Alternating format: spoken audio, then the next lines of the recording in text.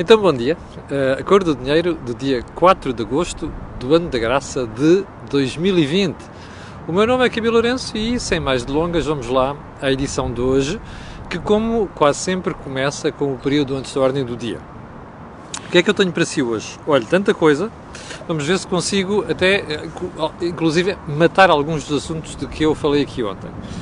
Em primeiro lugar, ontem ficámos a saber, pelo Instituto de Turismo de Portugal, que Portugal vai criar uma espécie de seguro para os turistas que demandam terras portuguesas. Esse seguro, deixe-me só referir aqui as coberturas do seguro, que é para não haver qualquer dúvida, que é um seguro promovido pela RNA Seguros de Assistência, que o que é que vai cobrir? Despesas médicas, cirúrgicas, farmacêuticas e hospitalares associadas ao coronavírus, assim como despesas de cancelamento, interrupção ou extensão da viagem.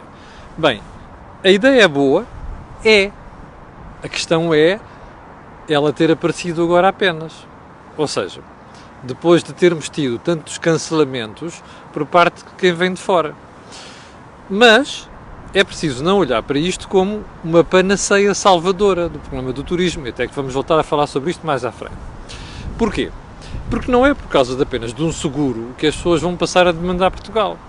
O problema fundamental disto continua a ser a livre circulação dentro do espaço da União Europeia. Particularmente o facto das pessoas no regresso depois terem que ficar confinadas, não é? E entretanto eu ontem, por exemplo, soube por parte de várias pessoas que vieram do Reino Unido de Portugal que as autoridades efetivamente fiscalizam aquilo. Portanto, enquanto não se resolver isto, bem, está o caldo entornado. Agora vamos projetar isto de outra maneira. Reparou nos dados ontem de infectados, de mortes e por aí adiante? Bem, houve um decréscimo substancial nas últimas semanas. O que é que isto nos devia fazer pensar? Era agora que nós precisávamos da lata toda do Sr. Ministro dos Negócios Estrangeiros, não é? Não andar em público a dizer com atuardas e a dizer disparates, como quase a ameaçar, entre aspas, outros países, mas agora é que precisávamos do empenho dele todo na diplomacia, porque com os números que temos já começa a ser mais fácil sensibilizar as autoridades de outros países, digo eu.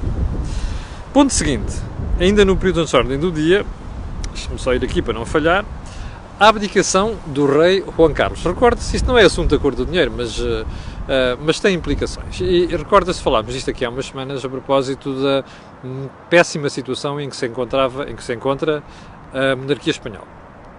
O rei Juan Carlos nunca foi uma pessoa diligente em certos dos seus deveres como rei, porque os reis têm de dar o exemplo, não é? E conseguiu conduzir a monarquia espanhola para um buraco muito difícil. Não foi só a história da caçada dos elefantes de Botsuana, que foi outra coisa que está muito mal explicada, inclusive por parte dos conservacionistas e ambientalistas, mas enfim, isso é uma história que voltaremos um dia, mas por causa dos assuntos com saias, também não é assim um problema muito grande nas realezas, nas monarquias, como você sabe, porque a história está cheia destas coisinhas de saias e vestidos, mas sobretudo pelos negócios pouco claros em que parece que Juan Carlos esteve envolvido, nomeadamente luvas e por aí dentro. Ora bem, isto deu cabo da imagem da monarquia espanhola, de tal forma que o filho, o Filipe VI, já teve que cancelar a pensão pública ao rei, e agora soubemos ontem que Juan Carlos vai se exilar, vai deixar a Espanha. Eu não sei para onde é que ele vai, se vai para o Estoril, onde já cresceu, como sabe, o seu pai esteve exilado em Portugal. Juan Carlos veio para Portugal com menos de 10 anos, aliás tem muitos amigos aqui, fala português na perfeição, fez vela ali em Cascais, portanto Juan Carlos conhece muito bem o país. Eu não sei se vem para cá. Bom, há duas coisas que queria dizer sobre isto. Primeiro, é muito importante que a monarquia espanhola recupere o seu prestígio. E eu espero que Filipe VI consiga fazer aquilo. Aliás, espero que os portugueses percebam isso. E porquê?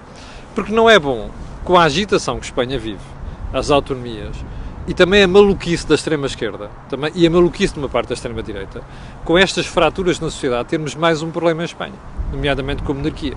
E isso seguramente tem efeito em nós. E, portanto, precisamos de um vizinho estabilizado. Em segundo lugar, é preciso não esquecer que Juan Carlos, ele cometeu muitos pecados, seguramente, mas há uma coisa que eu vou atribuir a Juan Carlos como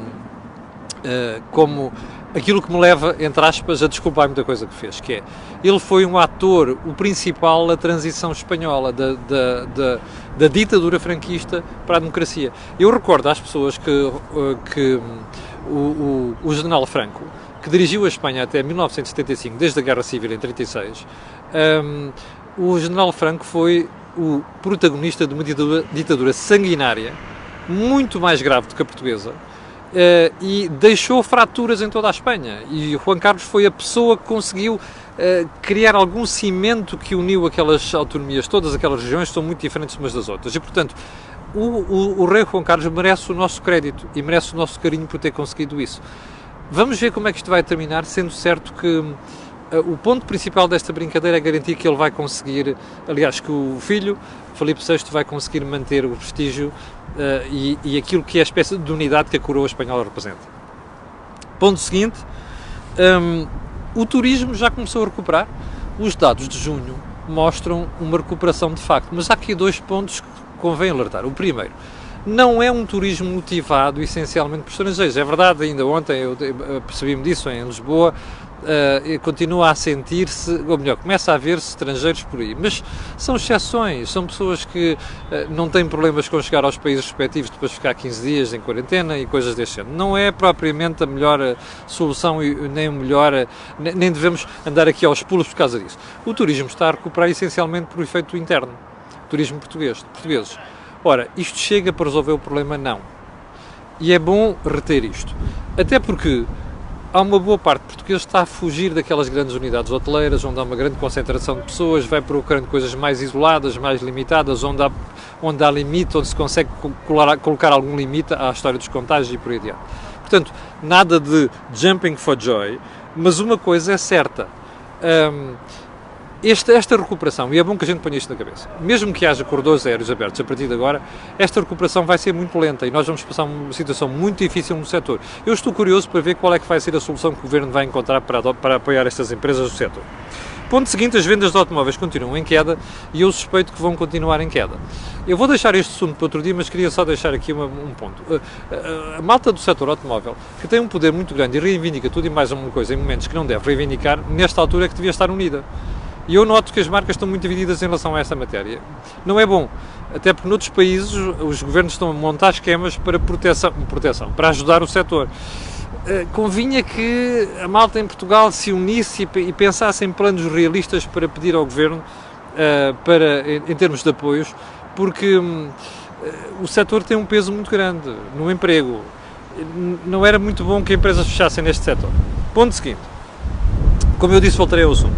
Os clientes com 10 mil euros, no caso do BCP, os clientes com 10 mil euros na conta, a partir de novembro deste ano, vão passar a pagar a comissão. Ouviu bem? 10 mil euros na conta. Sabe quanto é que vai ser a comissão? 5,41 euros. Vai ser para todos os clientes. Ao pessoal do Bloco de Esquerda, ao pessoal dos disparates, da ala esquerda do PS e ao pessoal do PCP. Estão a ver o que é que significam as leis e as medidas que vocês de vez em quando inventam? E que vão lá para a Assembleia da República reivindicar isto e aquilo. Depois os bancos fazem isto. Recorda-se que eu andei a alertar aqui nas últimas semanas que os bancos iam procurar outras soluções, limitando-os onde estão a ser limitados. Os bancos não são a Santa Casa da Misericórdia. E, portanto, se não ganham dinheiro num sítio e não ganham dinheiro nas taxas de juros hoje em dia, vão ganhar em algum sítio. A menos que Vossas Excelências, o Bloco de Esquerda e o PCP queiram fechar bancos. Não sei se querem. Não, já se percebi. Querem nacionalizar bancos, não é? Pois, não há hipótese. Não funciona. Não funcionou nos anos 70 e 80, o que é que havia de funcionar agora? Deixemos de pancadas. Havemos de voltar a este assunto. Seguramente. Ponto seguinte. Aqueles 5,41 euros que eu falei são por mês. Ok? Por mês. O achismo como forma de governar. Então, porquê é que eu trago isto à colação hoje? Eu vou-lhe dizer. Porque o Sr. Primeiro-Ministro deu uma entrevista para aí. Eu andei 2 dias a tentar confirmar se isto era mesmo verdade, se tinha sido mesmo dito isto. Deu uma entrevista por aí onde disse que a escolha de António Costa e Silva, quando ele quer mesmo que eu explique, olha, eu fui lendo vários textos que ele foi publicando, sobretudo no Público. E depois foi numa entrevista que ele deu à RTP ao Vítor Gonçalves. Eu estava a ouvir a entrevista e disse: Ora, cá está uma pessoa a quem se pode pedir o desenho de uma visão estratégica para o país. Hello? Vamos ver se eu percebi. Portugal está a desenhar um plano 2020-2030. É um plano estratégico. Sabe o que quer dizer a palavra estratégico? É um plano que, por ser estratégico, tem que ser abrangente. É um plano que é para multilegislatura. Não sei se o PS está a pensar que vai governar de 2020 a 2030. Não me cheira. Mas, repare, é bom pensar que um plano assim, multilegislatura, abrangente, estratégico, deve ser uma coisa o mais consensualizada possível. Primeiro ponto. Não se escolhe um consultor por causa de ler artigos num jornal. E muito menos por ouvir opiniões na televisão numa entrevista. Eu compreendo que o Sr. Primeiro-Ministro não conheça toda a gente, mas tem que pedir a opinião. Tem que ouvir outras pessoas. Sobretudo cometeu aqui um erro radical, que eu acho que vai pôr em causa o plano de Costa e Silva, que é, pôs uma pessoa a tratar do assunto. Ora, isto não funciona. O que o Primeiro-Ministro devia ter feito era um grupo de gente indiscutível, muito credível, com prestígio, a elaborar um plano que é um plano intersetorial, multilegislatura e estratégico. Ora, isto mostra que a forma como o Sr. Primeiro-Ministro governa Portugal. Isto é um raro insight para uma coisa que nós já suspeitávamos, que é isto é governado em cima do joelho, ao sabor de... É assim que se faz, não é? Deixa para onde é que vai o vento, está a perceber? Achismo, feeling, ou feeling, como dizia o Sousa Sintra. Não se governa países com feeling, sobretudo quando estamos a falar de planos estratégicos. Eu acho estranho que os comentadeiros miseráveis que nós temos não se tenham atirado a isto. Porque tenho a certeza, por exemplos passados, se isto fosse dito por alguém de direita, estava quilhado, percebe? Estava morto na praça pública. Ok? Bom, então vamos à agenda de hoje? Vamos lá à agenda de hoje. Porque é uma agenda bonita. Então por onde é que vamos começar? Pela agenda propriamente dita. Olha, eu soube esta manhã, ao ver uma entrevista de um responsável da Ordem dos Médicos, a um dos canais, não me lembro qual foi, e peço desculpa por isso, dizer que o Hospital dos Covões, que é um hospital de referência em Coimbra, e para você ter uma ideia, faz parte do Centro Hospitalar de Coimbra, mas faz parte do centro daquele conjunto de hospitais universitários, portanto, que ensina. O Hospital dos Covões, dizia eu, não estava preparado para receber aqueles feridos do acidente de Soro, do Alfa Pendular. Eu não acreditei, pensei assim, isto deve ser um sindicalista a falar, pensei eu, a primeira coisa que ouvi, mas depois olhei bem e disse, não, isto é a Ordem dos Médicos a denunciar. Então o senhor dizia com dados, com factos, olha, aquilo não aguentava os politraumatizados de um acidente daqueles. Imagine se fosse um acidente com mais gravidade, ok? Que a urgência funciona durante o dia, não funciona durante a noite. Não há urgência de ortopedia e também de cirurgia, que não aguentava aquele tipo de acidente e aqueles feridos. Eu fiquei estarrecido, porque os doentes acabaram por ser canalizados de Soure para a Figueira da Foz, para o Hospital da Figueira da Foz. Diga uma coisa, o Hospital dos Covões, um hospital de referência, não tinha condições para receber feridos de um acidente como o do Alfa Pendular? Bem, isto só me faz pensar que nós estamos perante a tal reinvenção do SNS que a doutora Marta Temido falou muito nos últimos meses. Só pode ser isso, não é? Porque, como ela jurou tantas vezes que o SNS tinha reinventado durante a pandemia, eu só posso chegar à conclusão que reinventou-se de tal maneira que neste momento está centrado, preocupado em excesso com o Covid-19 e a marimbar-se para as outras preocupações, nomeadamente urgências, continua a haver aí problemas com urgências pelo país fora e não é só nas pediatrias, não é? Já agora, ao ponto de um hospital de referência não ter condições para receber politraumatizados de um acidente ferroviário. É esta a reinvenção do SNS, não é, doutora Marta Temido? Deve ser por isso que nós somos estúpidos portugueses. Sabe porquê? Porque esta senhora continua a aparecer como a mais popular dos ministros. Só pode ser por coisas destas. Nós somos mesmo estúpidos, não somos? Somos mesmo burros. Bom, ponto seguinte. Já viu as mortes do mês de julho? Então eu vou-lhe mostrar aqui a manchete. Isto já sabia. Confesso que já sabia, andava a ser veiculado nas redes sociais, mas ainda bem que a malta do Público põe isto em manchete. Olha, o Público prestou um serviço inestimável este fim de semana por causa da idade dos militantes do PS. Eu hei de voltar, é um assunto que hei de voltar, porque é uma análise mais prolongada, a voltar um dia destes. Bom, o que é que diz o Público? Este ano, o mês de julho, foi o mês com mais mortes em 12 anos. E a Covid-19, veja só explica 1,5% destas mortes. O aumento de óbitos foi de 26% face ao mês de 2019. Os especialistas apontam falhas no acesso aos serviços de saúde por causa da pandemia, mas a Direção-Geral de Saúde diz que o calor é o principal responsável. Bom, que o calor deve ter alguma responsabilidade, porque o mês de julho foi muito quente, eu não tenho dúvidas, mas há uma coisa que lhe vou garantir, não é essa a exclusiva responsabilidade.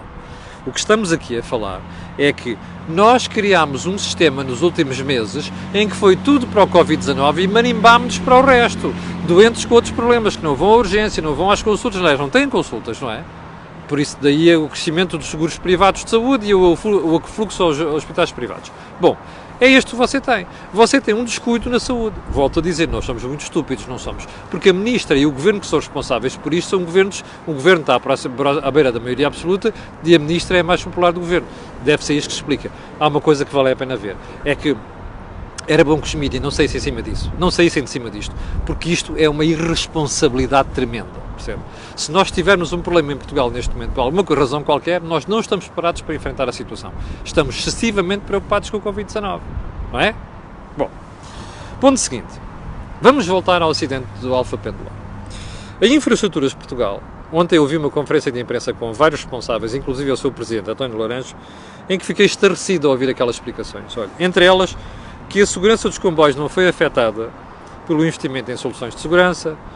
Depois ouvi dizer que aquele acidente, a responsabilidade não é das Infraestruturas de Portugal. Depois, hoje de manhã, já ouvi dizer na SIC que afinal é um desmentido, afinal a Infraestruturas de Portugal diz que não diz isto, vai esperar pelo inquérito.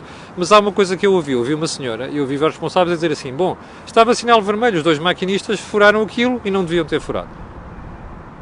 E depois ouvi outro a dizer assim, oh, pois, mas é que não há sistemas de segurança 100%. Oh, rapaz, oh, Senhor de Deus, a gente já sabe que não há foolproof systems. Não há foolproof systems.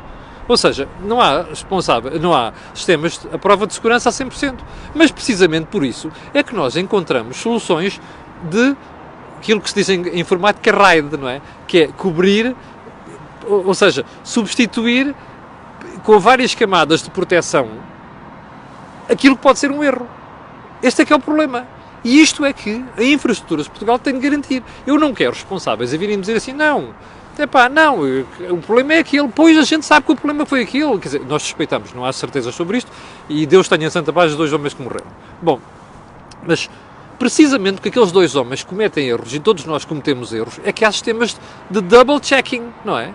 Este falhou, vamos garantir que o outro, se houver alguém desgraçado que não viu, estava preocupado com alguma coisa, ou então, caramba, vamos lá passar e a gente logo se vê o que é que acontece, e não sei, seja lá o que for, tem de haver double checking. É por isso que há soluções de segurança. Bem, o que eu achei espantoso foi, a empresa que forneceu isto, a Bombardier, fez uma proposta, mas depois aquilo havia dificuldades de implementação. Estão a ver as desculpas? Quer dizer, o relatório foi feito há quando? A recomendar soluções de segurança e double checking. Nós estávamos a discutir o quê? A Bombardier fez essa proposta, fez aquela proposta, difícil de execução. E depois as propostas que apareceram de outras empresas, umas não eram adequadas, outras tinham dificuldades, outras tinham preços exagerados, e depois só apareceu uma recentemente. Nossa Senhora, tanta desculpa. A gente passa a vida a dar desculpas. A sensação com que eu fiquei a ouvir aqueles rapazes ontem, e rapazes sem insulto, obviamente, estavam a tentar tapar o sol com a peneira. Percebe? A sensação com que nós ficamos é assim, aquilo aconteceu, é uma tragédia, podia ter sido uma tragédia horrível, o que aconteceu com o Alfa Pendular foi uma sorte, e estas pessoas estão ali a tentar explicar o inexplicável, e sabe o que é o inexplicável? As cortes, as cativações do Mário Centeno e do António Costa, que nos últimos anos lixaram, desculpe uma expressão, tudo quanto é serviços públicos, percebe? E inclusive é esta.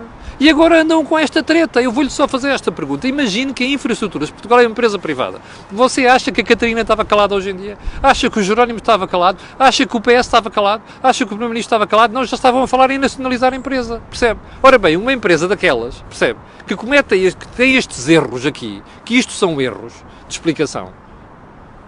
Ninguém abre a boca para condenar aquilo, nem para puxar as orelhas ao pessoal. Não. Está a ver? Portugal é isto. Se for público, o pessoal desculpa tudo. Se for privado, caem todos em cima. Epá, vão dar uma volta ao bilhar grande. Ponto seguinte. História da semana passada. Sexta-feira, o novo banco apresentou prejuízo de 555 milhões de euros. Curioso, prejuízo superior já ao do ano anterior, de 400 milhões de euros. Bem, o novo banco anunciou que vai pedir mais 176 milhões de euros ao abrigo daquele fundo, não é? De resolução. Um mecanismo de contingência por causa dos prejuízos que vai ter. Há várias explicações para estes prejuízos, eu nem sequer vou entrar neles. Há uma coisa que vou dizer aqui. O novo banco está a pedi-las. No meio deste broá todo que está a acontecer, no meio desta situação toda, a falta de transparência está a prejudicar o novo banco e eu não consigo perceber como é que os responsáveis não estão a perceber isso. Percebe? Aquela história dos imóveis vendidos ao desbarato, que depois aparecem com preços incríveis, um vendido a 2.000 que aparece depois a 36, ou cujo valor fiscal é 36 mil e não sei das quantas, e coisas como essa. E isto mina a confiança das pessoas e de um país numa instituição e no novo banco. Portanto, moral da história. Pá, era bom que a malta percebesse isto no novo banco. Eu já expliquei aqui que o problema não está no novo banco, nem no associacionista, está no Estado, que deu os incentivos errados. Mas caramba! Pá, por favor, um bocadinho mais cuidado e, sobretudo, expliquem estas coisas ao país, que é para o pessoal não ficarem sem pensar. Espera aí, ainda agora estamos a discutir as outras injeções e o Diabo 4 e toda a história à volta dos imóveis, já nos estão a dizer que agora têm mais prejuízo do que o ano passado e ainda nos vão buscar mais 176 milhões de euros. Isto é o que o cidadão de rua está a dizer. Convinha que a malta pensasse nisto e comunicasse melhor ao país e explicasse melhor ao país, até porque o António Ramalho, que eu já disse aqui várias vezes, que é uma pessoa porque eu tenho o respeito e admiração, é uma pessoa que sabe falar e sabe explicar, e se calhar convinha que o António Ramalho viesse a público explicar isto de forma cabal, que é para não ficar na opinião pública esta sensação de que estamos a comer as papas na cabeça. Olha, não consegui cobrir os outros temas, vou deixar para amanhã ou para outro dia. Quero apenas dizer que hoje vai haver think tank, vale a pena você ficar atento, vamos analisar muito a conjuntura nacional. Quanto a nós, já sabe, voltaremos a ver-nos amanhã às 8 da manhã. Aos 5.400 pessoas que estão em direto, eu quero agradecer e quero pedir a essas e outras que vão ver aquilo que peçam sempre, colocarem um gostinho e fazer partilha nas redes sociais, porque aquilo que houve aqui não houve em mais sítio nenhum. Obrigado, com licença e até logo às 6.